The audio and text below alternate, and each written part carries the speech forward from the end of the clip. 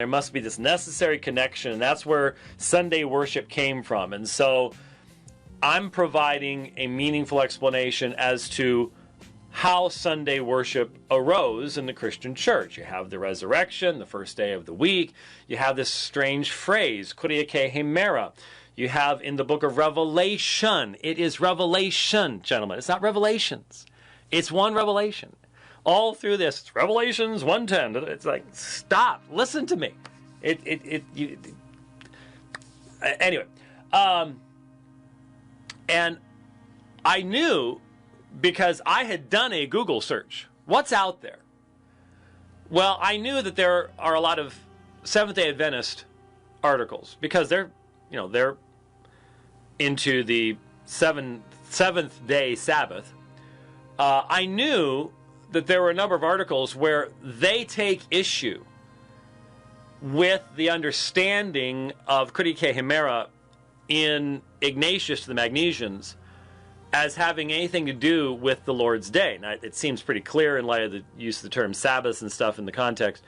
But I knew they were out there, and I said, I have a feeling if any response is given, it's not going to be that they're reading Baucham's material that I was referring to from Sabbath the Lord's Day or anything like that has to do with the historical stuff, and doing serious scholarship where you don't have an agenda that you're trying to fill out, but it's like, well, if you take this and you take this and you take this, the best evidence both from the New Testament and the historical material is to see it this way.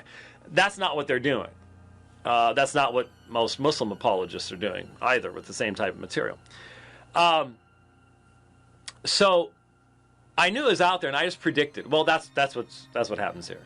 Is what you've got here. It's very, very plain to me. I have taught seminary for many years, and when you have to grade papers, you sort of start recognizing internet scholarship and the sources of things, and it's just painfully obvious that these were not issues that these folks had ever faced before, and what they're trying to do in a way too rushed and hurried way, and for way too small an audience. In other words, the already convinced, trying to keep them convinced, rather than pursuing truth, rather than being willing to be corrected. What you're doing is trying to come up with a Band-Aid to stop the bleeding. And that's what you've got here. And but I just want you to see and listen to just the beginning of this. I'm going to go through to a certain point and then sort of just make one comment, and then we'll look at the second video, and then I've got some other stuff to look at. But here is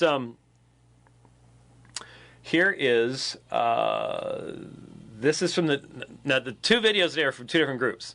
The first one here is from what has been described to me as the calmest of the groups, and the second one from one of the least calmest of the groups, the GMS groups, the Great Millstone group. But here's GOCC. Elder Gabar is going to present the lesson called Defeating the Harlot, the Roman Catholic Church and her children. So praise the Most High for that. So without further ado, Elder Gabar. Okay, now I guess it's going to be hard for me to just play the whole thing. Defeating, so the video is titled Responding to James White's Pseudo-Scholarship, but what's his presentation?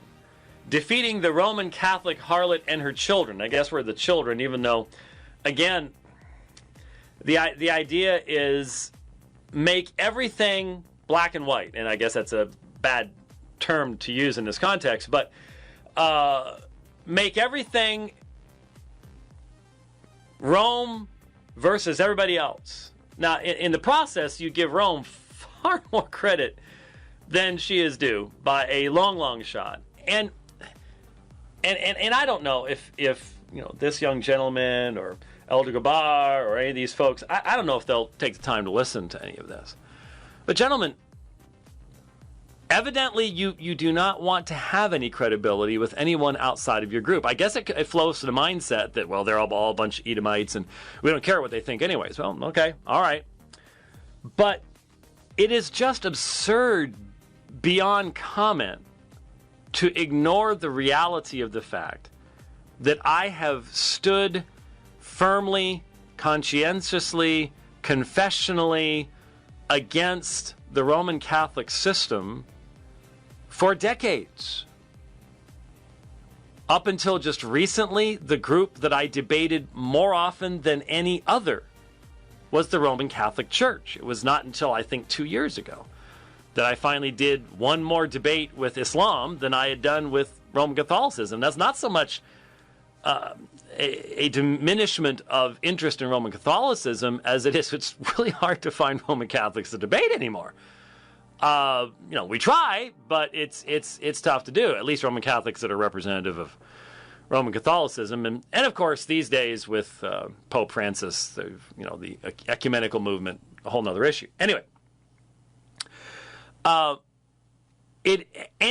any person who wants to be taken seriously as a person of truth, who's speaking truthfully to issues, has to recognize I've written 3 different books specifically on the subject of Roman Catholicism, 2 others that are directly relevant to that, Scripture Alone and The God Who Justifies, Fatal Flaw, Answers to Catholic Claims, and the Roman Catholic Controversy.